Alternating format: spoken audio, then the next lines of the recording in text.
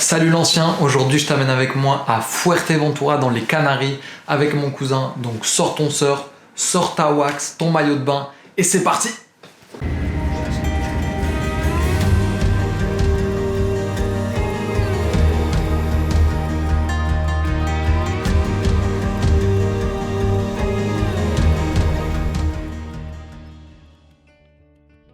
Dans cette première partie, j'aimerais te parler de l'incertitude qu'on associe souvent à quelque chose de négatif ou qui peut nous contraindre dans nos choix et nos décisions.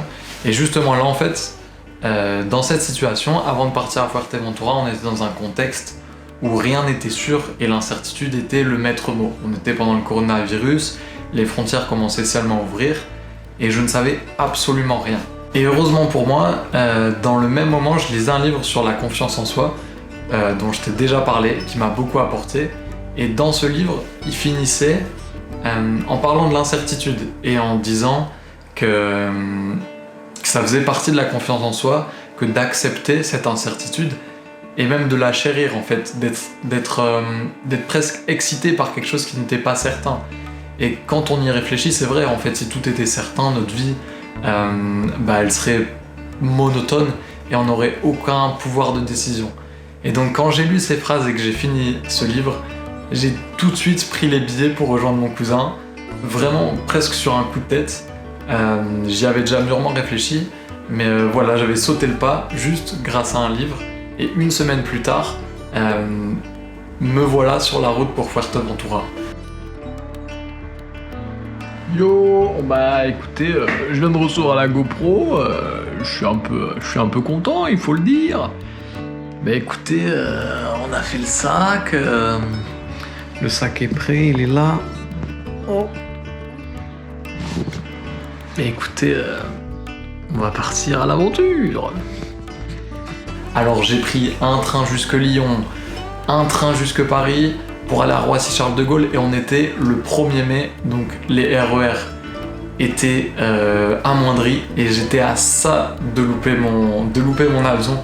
Alors je peux te dire qu'en termes d'incertitude, j'étais pas mal, j'ai tablé haut pour commencer, j'ai couru un petit marathon dans l'aéroport et finalement tout s'est bien passé et quelle satisfaction d'être dans le siège de l'avion. J'étais en transe, je plains mon voisin, désolé. J'étais en transe, mais j'étais tellement heureux de regarder à travers le hublot, de regarder la mer en dessous de moi, et finalement d'arriver à Fuerteventura, cette île dont j'avais tant rêvé, j'avais juré à mon cousin d'aller le voir. Et voilà, ça y est, j'étais en route pour rencontrer le lieu où il vivait depuis 4 mois. Alors une fois arrivé à Fuerteventura, j'ai laissé un peu mon appareil photo de côté, j'ai pas de rush, mais je vais t'expliquer un peu la première soirée. Ça faisait bien longtemps que j'avais pas fait de restaurant et avec mon cousin et sa copine, on a directement fait un burritos et je peux pas t'expliquer la joie que ça m'a fait en fait juste d'être en terrasse et de profiter d'un soir d'été dans les Canaries, c'était juste trop bien. Et après pour la suite, tu vas voir, je t'emmène avec nous sur tous les petits spots qu'on a fait, je vais te les expliquer en voix off. Profite et j'espère que ça va te donner envie de partir. Allez, on t'emmène!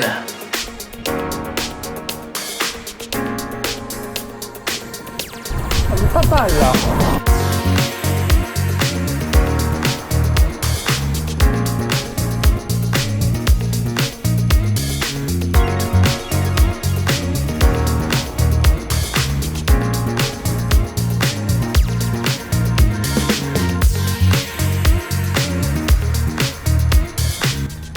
Et on commence cette petite sélection de spots avec la Playa del Morro. Juste en arrivant à Fuerteventura, on a écumé tous les spots de surf et c'est le premier qu'on a découvert et qu'on a surfé. Il était vraiment super pour débutants, des belles petites vagues qui se formaient. C'est aussi un excellent spot pour le windsurf et le kitesurf. Forcément beaucoup de vent, ça cassait un peu les vagues mais c'était totale régalade pour les kites. On a passé 2 jours là-bas, on a fait 2 sessions.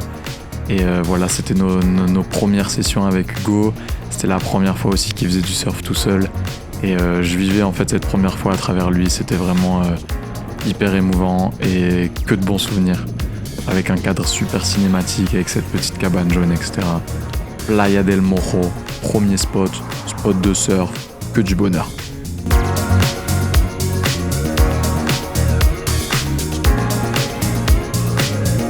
Regarde, là tu vois, on n'a pas fait de vidéo. On fait un petit récapitulatif de la session. Il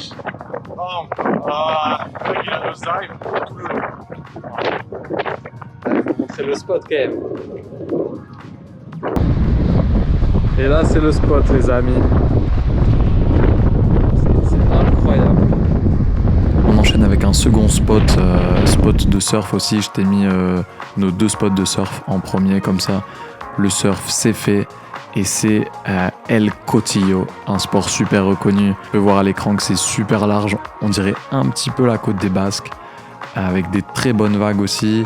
Franchement, je pense que c'est le spot que j'ai préféré et on a pu profiter de ce que l'océan avait à nous offrir rien que pour nous. Et on s'est tellement chauffé, on était tellement enthousiastes qu'on a réussi à chauffer Laura qui nous a rejoint sur ce spot le lendemain et qui a pris quelques vagues.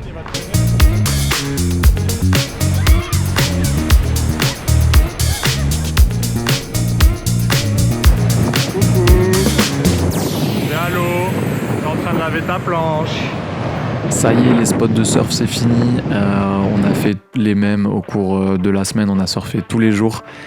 Mais on n'a pas fait que ça et on a fait un magnifique road trip. On a pris la Citroën Cactus, tu connais. Et on a commencé avec ce super spot, vraiment sous-coté à mon avis. Il y avait vraiment personne, mais des bains d'eau claire, j'ai jamais vu ça, c'était incroyable. Le nom du spot c'est le phare de Toston. Comme tu peux le voir, le phare est super photogénique.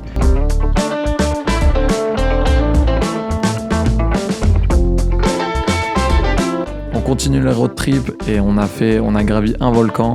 Alors il y en a beaucoup à Fuerteventura. Celui-ci, je t'avoue que j'ai pas le nom, mais la rando est assez simple et on a vu des écureuils en haut.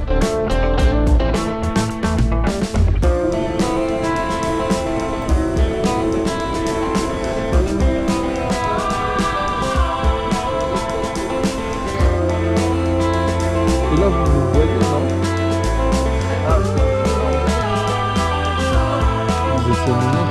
Pour continuer le road trip, on a été de plus en plus au sud de l'île et on s'est arrêté au Sotavento Lagoon. C'est un spot hyper réputé pour le kitesurf. Alors nous on n'en fait pas, mais rien que pour les yeux, on s'est régalé. Les lagons sont incroyables juste à côté de la mer, une couleur bleu turquoise.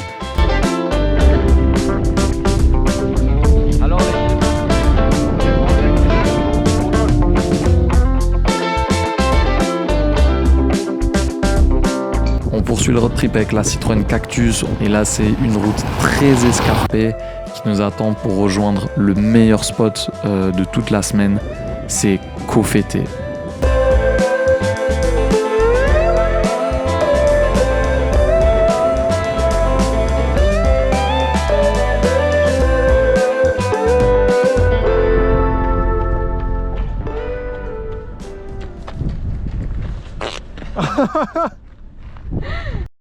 Attends, il y a des voitures.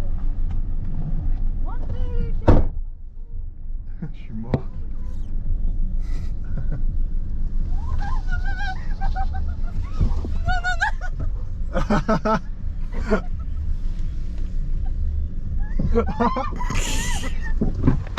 Rentre. Non, mais ferme la porte. Ferme la porte. Mais ferme la porte. Mais ferme la porte, oui. Mais t'es une folle, ferme la porte. Putain, mais t'es une folle.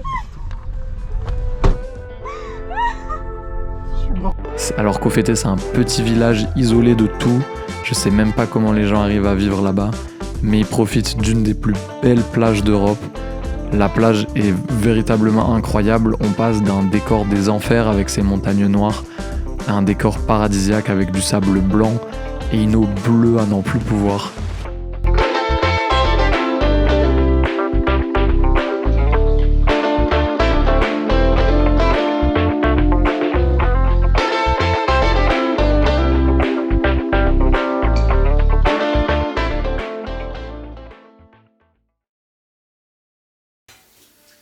Et comment terminer cette liste de spots sans évoquer la ville où Hugo et Laura résidaient et où j'ai passé le plus clair de mon temps. Coralejo, c'est une petite ville au nord de Fuerteventura. avec une magnifique vue sur les îles Logos.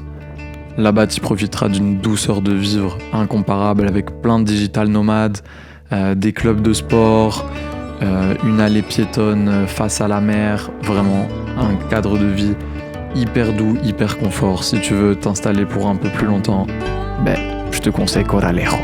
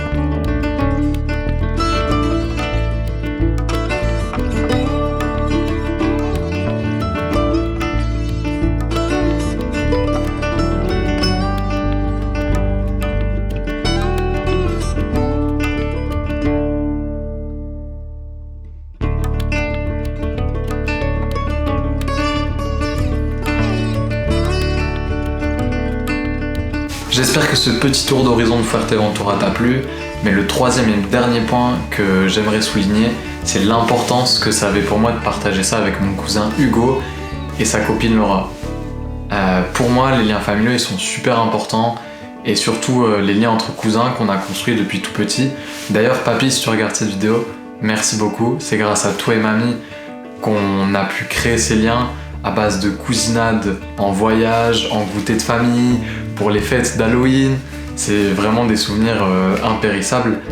Et aujourd'hui, avec Hugo, on a respectivement 23 et 28 ans, et je réalise la chance qu'on a de pouvoir partager ça des années après, en fait. Et je me souviens quand j'étais petit, et que je voyais les adultes perdre de vue leurs cousins, ou des membres qui leur étaient chers quand ils étaient petits, je me disais pas moi en fait, j'ai pas envie de perdre ces liens que j'ai avec tous mes cousins avec qui on a construit des souvenirs incroyables.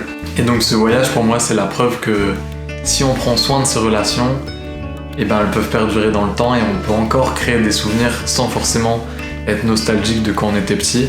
Donc merci beaucoup Hugo de m'avoir permis de partager ça avec toi et ta copine, d'être un peu rentré dans votre intimité. J'espère que j'ai pu vous donner le sourire pour cette dernière semaine à Fuerteventura. En tout cas, pour moi, c'était une semaine incroyable.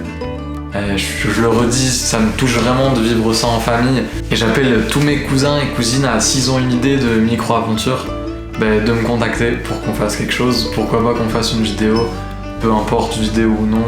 L'important, c'est de partager des moments avec ceux qui nous sont chers. La vidéo, elle va se terminer ici, sur cette petite pensée. Toi aussi, va créer des moments avec les gens que t'aimes, que tu les as vus depuis longtemps ou pas, peu importe. En attendant, ta vie, c'est une putain d'aventure. Profite, crée des souvenirs. Y'a que ça de vrai. Ciao! En tout cas, je te le souhaite. Sorti la grand poêle, j'ai des tous les gens. Ouais.